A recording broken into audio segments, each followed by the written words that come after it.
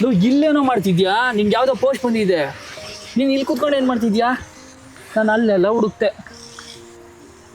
ಏನಿದೆ ಮಗ ಅದರಲ್ಲಿ? ನಿಮ್ಮ ಹುಡುಗಿ ಲವ್ ಲೆಟರ ಹೆಂಗೆ? ಫಿಲ್ಮ್ ಸ್ಟುಡಿಯೋಯಿಂದ ಇಷ್ಟು ದಿನ ಡೈರೆಕ್ಟರ್ ಆಗಬೇಕು ಅಂತ ಓಡಾಡ್ತಾ ಇದ್ನಲ್ಲ, ನಾಳೆಯಿಂದ ಅಸಿಸ್ಟೆಂಟ್ ಡೈರೆಕ್ಟರ್ ಆಗ್ಬಾ ಅಂತ ಪೋಸ್ಟ್ ಮಾಡೋದು. ಹೌದಾ? ನೀನು ಇಷ್ಟಪಟ್ಟಿರೋ ಹಾಗೆ ಡೈರೆಕ್ಟರ್ ಆಗೋಕ್ಕೆ ನಿನ್ಗೆ ಒಳ್ಳೆ ಅವಕಾಶ ಸಿಕ್ಕಿದೆ. ನೀನು ಖುಷಿಯಲ್ಲಿ ಕುಂದಾಡ್ತೀಯ ಅನ್ಕೊಂಡ್ರೆ ನೀನು ನೋಡ್ರೆ ಸೈಲೆಂಟಾಗಿ ಕೂತಿದ್ಯಾ. ಯಾಕೇನಾಯ್ತು?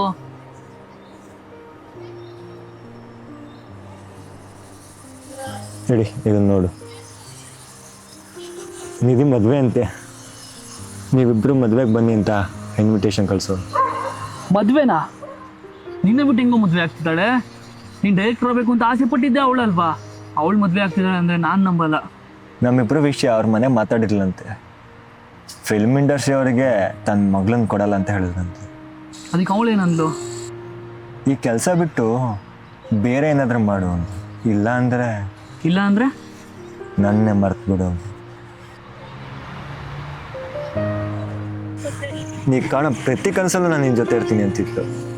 ಈಗ ನೋಡಿದ್ರೆ ನಾ ಕಂಡಿರೋ ಕನಸನ್ನೇ ಬಿಟ್ಬಿಡು ಅಂತಿದ್ದಾಳೆ.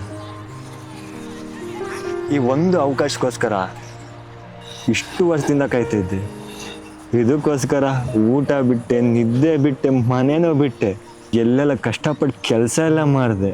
ಆದರೆ ಈಗ ನೋಡಿದ್ರೆ ನಾ ಇಷ್ಟಪಟ್ಟಿರೋ ಕೆಲಸ ಬಿಟ್ಲ, ಇಲ್ಲ ನೀನೇ ಪ್ರಾಣ ಅಂತ ಪ್ರೀತಿಸೋ ನನ್ನ ಹುಡುಗಿನ ಬಿಟ್ಲ, ಗೊತ್ತಾಗ್ತಾ ಇಲ್ಲ.